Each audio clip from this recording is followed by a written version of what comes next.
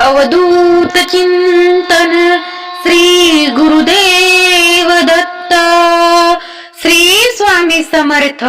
नमस्कार स्वामी भक्तांनो. आज आहे दत्त महाराजांचा आवडीचा दिवस. भगवान दत्तात्रय हे ब्रह्मा, विष्णू, महेश या तिन्ही देवांचे अवतार, त्रिमूर्ती दत्त अवतार असल्यामुळे त्यांच्यासाठी बुधवार हा दिवस खूप खास आहे. या दिवसाचे त्यांना खूप महत्व आहे.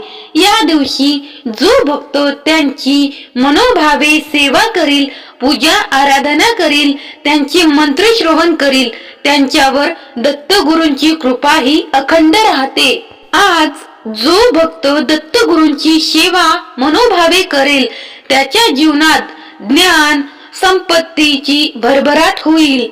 भक्तांनो, सर्वात आवडती सेवा म्हणजे दत्तगुरूंची गुरुचरित्र पारायण.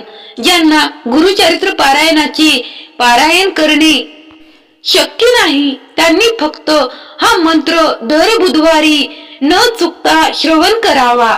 त्याने सर्व गुरुचरित्र पारायणाचे संपूर्ण फळ मिळेल. चला तर जास्त वेळ न लावता दत्तगुरूंच्या या मंत्राला सुरुवात करूयात.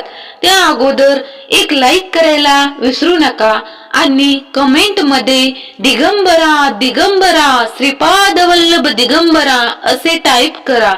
चला तर मंत्र ऐकायला सुरुवात करू.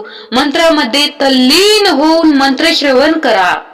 ओम द्राम दत्तात्रेयाय नमः. ओम द्राम दत्तात्रेयाय नमः. ओम द्राम दत्तात्रेयाय नमः. ओम द्राम दत्तात्रेयाय नमः. ओम द्राम दत्तात्रेयाय नमः. ओम द्राम दत्तात्रेयाय नमः.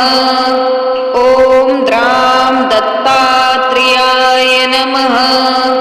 ओम द्राम दत्तात्रेयाय नमः.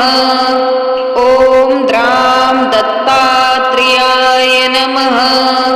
ओम द्राम दत्तात्रेयाय नमः. ओम द्राम दत्तात्रेयाय नमः. ओम द्राम दत्तात्रेयाय नमः. ओम द्राम दत्तात्रेयाय नमः. ओम द्राम दत्तात्रेयाय नमः.